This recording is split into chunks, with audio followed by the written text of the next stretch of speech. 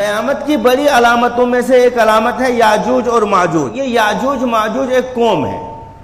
किताबों में मुख्तलिफ एतबार से इनके सिलसिले में मनगढ़ंत कहानियाँ घड़ी गई हैं।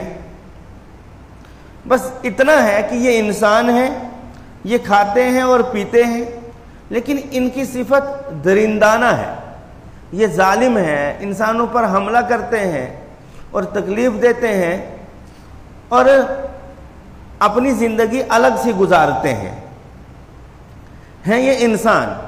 किसी ने कहा कि जो है इनके कान हाथी के कान की तरह हैं, किसी ने कहा ये चौपाए जैसे हैं, किसी ने कुछ कहा, लेकिन हकीकत यह है आप अलैहिस्सलातु वस्सलाम से जो सही रिवायतें इस सिलसिले में मनकूल हैं वो ये हैं कि ये हज़रत नूह अलैहिस्सलातु वस्सलाम के बेटे याफिस उनकी औलाद में से हैं। ये बहुत बड़ी सरकश कौम है। मान लो अगर 1000 हैं तो 1000 में से एक मुसलमान है, 1000 में से एक जन्नती है और 999 जहन्नमी है। और इनकी सिफत दरिंदाना सिफत है, ये जुल्म और ज़्यादती करते हैं, लेकिन है ये इंसान। इस वक्त भी दुनिया में कहीं बस रहे हैं, क्योंकि कुरान करीम ने वाज़े तौर पर इसकी तायीन नहीं की है कि ये कौन है, तो हम भी नहीं बता सकते हैं कि दुनिया की कौमों में से कौन सी कौम इस वक्त याजूज माजूज है। जब हज़रत ईसा अलैहिस्सलातु वस्सलाम दज्जाल को कत्ल कर लेंगे, हज़रत महदी रहिमहुल्लाह की वफ़ात हो जाएगी, हज़रत ईसा अलैहिस्सलातु वस्सलाम उनके बाद और हयात रहेंगे, और हदीस में है 40, ज़्यादा राजे कौल है कि 40 साल हयात रहेंगे। लेकिन अभी दज्जाल की फितने से नजात ही पाई होगी और ईमान वाले चंद गिने चुने होंगे, तो अब ईमान वाले सोचेंगे कि आफियत है, फौरन ये याजूज माजूज खोल दिए जाएंगे और ये इस दुनिया में आएंगे। इतने ज़्यादा होंगे कि दुनिया की ज़मीन की कोई जगह खाली नहीं होगी। हज़रत ईसा अलैहिस्सलातु वस्सलाम और उनके साथ ईमान वाले कोहे तूर पर चढ़ जाएंगे और अजीब नफ्सी नफ्सी का आलम होगा, अजीब परेशानी का आलम होगा। ईमान वालों के खाने के लिए कुछ नहीं होगा और डर खौफ ऐसा होगा कि परेशान होंगे कि अभी कहीं जो है यहाँ तो नहीं पहुँचेंगे याजूज माजूज और हमें तकलीफ देंगे। बहरहाल वहाँ तक रसाई तो नहीं होगी, लेकिन खाने पीने का क्या निज़ाम होगा? एक सर होगा जानवर का, वो सर ईमान वालों को और हज़रत ईसा अलैहिस्सलातु वस्सलाम को खाना पड़ेगा। यानी बहुत कलील मिकदार में उनके पास ग़िज़ा होगी, खाना होगा। आखिर ईमान वाले परेशान होंगे तो हज़रत ईसा अलैहिस्सलातु वस्सलाम से दरख्वास्त करेंगे कि हज़रत दुआ तो कीजिए। हज़रत ईसा अलैहिस्सलातु वस्सलाम दुआ करेंगे और ईमान वाले दुआ करेंगे और अल्लाह रब्बुल इज़्ज़त उनकी दुआ कबूल फरमाएंगे और ये पूरी ज़मीन जो याजूज माजूज से भरी होगी, ये इतने जालिम होंगे जब ये ज़मीन पर आएंगे तो कोई होगा नहीं। ईमान वाले चंद एक होंगे और वो जो है कोहे तूर पर चढ़ गए होंगे, तो खुशियाँ मनाएंगे कि हमने तमाम ज़मीन की मखलूक को मार दिया। आइए अब आसमान के इस खुदा को नौज़ुबिल्लाह कत्ल करते हैं। आसमान की तरफ तीर चलाएंगे, तीर कुछ ऊपर जाएगा और वापस जब आएगा तो वो खून आलूद होगा, यानी उस पर खून लगा हुआ होगा और वो आजमाइश के लिए लगा होगा। तो बहुत जश्न मनाएंगे, कहेंगे देखो ना अब हमने आसमान वाले को भी कत्ल कर दिया। इस तरीके से दुनिया में दंदनाते फिरेंगे। इधर हज़रत ईसा अलैहिस्सलातु वस्सलाम और उनके साथ ईमान वाले दुआ करेंगे, रब ताला उनकी दुआ कबूल फरमाएंगे, तो ये सब के सब मर जाएंगे। हदीस में आता है, और ये तो हदीस की सही किताबों में सही रिवायतें हैं, और रूहुल मानी में है कि इनके कान के पास एक फोड़ा निकलेगा। या रिवायतों में आता है कि नाक से कोई कीड़ा दाखिल हो जाएगा तो गले में एक फोड़ा निकल जाएगा, ताउन वबाई बीमारी। उस वबाई बीमारी की वजह से जो है ये सब के सब मर जाएंगे। जब मर जाएंगे तो अल्लाह रब्बुल इज़्ज़त का हुक्म होगा कि आओ आप नीचे, मुसलमानों को और हज़रत ईसा अलैहिस्सलातु वस्सलाम को। ये आएंगे लेकिन ज़मीन बदबू से भरी पड़ी होगी, ताफुन से भरी पड़ी होगी, क्योंकि ज़मीन की चप्पा बराबर जगह खाली नहीं होगी जहाँ पर ये याजूज माजूज की नाशें पड़ी हुई ना हो। फिर हज़रत ईसा अलैहिस्सलातु वस्सलाम हाथ उठाकर दुआ करेंगे कि रब ज़मीन को पाक करो ना, ताकि तेरी शरीयत नाफिज हो, तेरा दीन इसमें नाफिज हो। अल्लाह रब्बुल इज़्ज़त इंतज़ाम फरमाएंगे, जंगलों की तरफ से ऊँट नुमा परिंदे आएंगे, वो परिंदे इन नाशों को उठाएंगे। एक रिवायत में है कि समंदरों में डाल देंगे और एक रिवायत में है जंगलों में। इसकी तदबीक यह है कि जंगल की तरफ समंदर होंगे तो उन समंदरों में डाल देंगे। अभी भी जो है चिकनाहट और बदबू ज़मीन पर होगी। आसमान से रहमत की बारिश बरसेगी।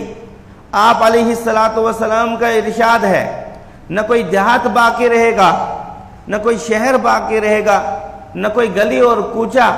ये आसमान से रहमत की बारिश बरसेगी और पूरी गलाजत धुल जाएगी ज़मीन की, और उसके बाद रब ताला बरकत ही बरकत और खैर ही खैर ज़मीन में फैला देंगे। हज़रत ईसा अलैहिस्सलातु वस्सलाम कामिल तौर पर निज़ाम मुस्तफ़ा मोहम्मद अरबी सल्लल्लाहु अलैहि वसल्लम का दीन नाफिज करेंगे। एक भी काफिर नहीं होगा, एक भी जो है बेईमान नहीं होगा। कुर्बे क़यामत में एक और चीज़ होगी, दुनिया में दो बुलाक बनेंगे। एक बुलाक होगा अमरीकियों का और एक बुलाक होगा रूसियों का, और ईसाइयों के साथ मुसलमान होंगे। ईसाइयों ने पहले सुलह कर ली होगी मुसलमानों के साथ, और इस तरीके से मुसलमान और ईसाई लड़कर दिगर बातिल ताकतों के साथ लड़ेंगे और मुकाबला करेंगे। और उसमें जो है ईमान वालों के साथ जो ईसाई हैं इनको जो है गलबा हासिल होगा। ईमान वाले कहेंगे रब ताला ने जो है कामयाबी दी, रब ने हमें जो है फतह से नवाजा। ये ईसाई लोग कहेंगे नहीं जी, ये सलीब की बरकत थी, सलीब की वजह से ये सब कुछ हो गया। इसमें इनकी जंग लगेगी और उसके बाद ये ईसाई ईमान वालों के खिलाफ हो जाएंगे।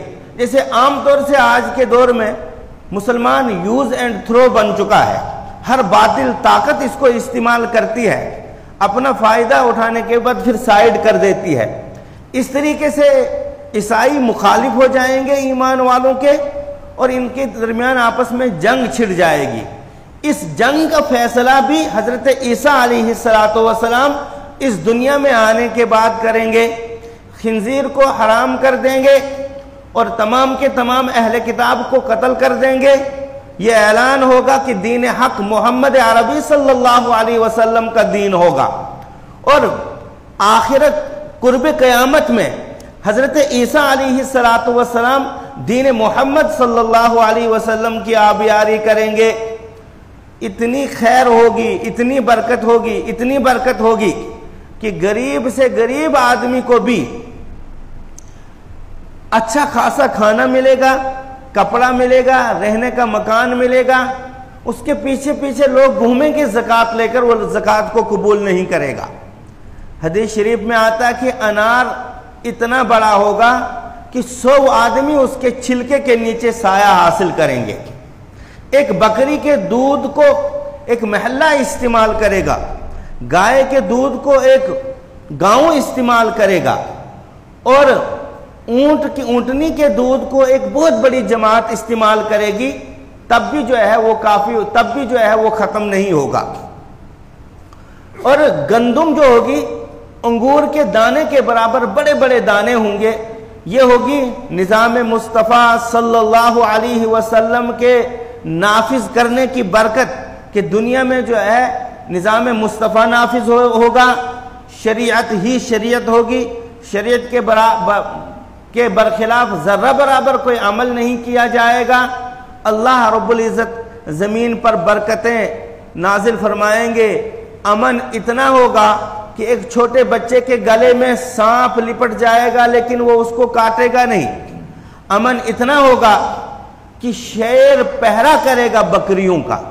अमन इतना होगा कि घर के बगल में एक छोटा बच्चा शेर के मुंह में हाथ डालेगा और दिन भर जो है शेर के साथ दिल लगी करेगा, खेल करेगा, लेकिन जर्रा बराबर वो शेर जो दरिंदा था कल तक रहमत आलम सल्लल्लाहु अलैहि वसल्लम की इस शरीयत के निफाज की वजह से, इस शरीयत के अदब और एहतराम की वजह से कोई जहरीला जानवर किसी को तकलीफ नहीं देगा। यह हदीस की रोशनी में आप अलैहिस्सलातु वस्सलाम ने वजाहत फरमाई। क़यामत की बड़ी अलामतों में से एक अलामत है याजूज और माजूज। जब ये बड़ी बड़ी अलामतें जाहिर हो जाएंगी, किसी ईमान वाले का ईमान कबूल नहीं होगा, किसी तौबा करने वाले की तौबा कबूल नहीं होगी, उससे पहले पहले जो है जिसने ईमान लाया होगा वो काबिल कबूल, जिसने तौबा की होगी वो काबिल कबूल। बस दो वक्त हैं कि तौबा कबूल नहीं होगी। जब सूरज मगरिब से निकलेगा तो तौबा अब किसी की कबूल नहीं होगी, ये पहली अलामत है 10 अलामतों में से। और जब नज़ा का हालत होगा, आखिरी वक्त होगा, आंखें लग चुकी होंगी, नाक टेढ़ा हो चुका होगा और पिंडली से पिंडली बज रही होगी और घर वाले इंतजार कर रहे होंगे कि है कोई फकीर, है कोई पीर जो इसका इलाज करे, वकील मन रा, है कोई जो है झाड़ फूंक करने वाला कि इसका इलाज किया जाएगा। वारिसीन भी निहत्ते होंगे, बेसरो सामानी का इजहार करेंगे। उस वक्त क्या हो जाता है, तौबा का दरवाजा बंद हो जाता है। अगर कोई तौबा करे भी तो वो तौबा काबिल कबूल नहीं। अल्लाह रब्बुल इज्जत हमें वक्त से पहले पहले तौबा की तौफीक अता फरमाए।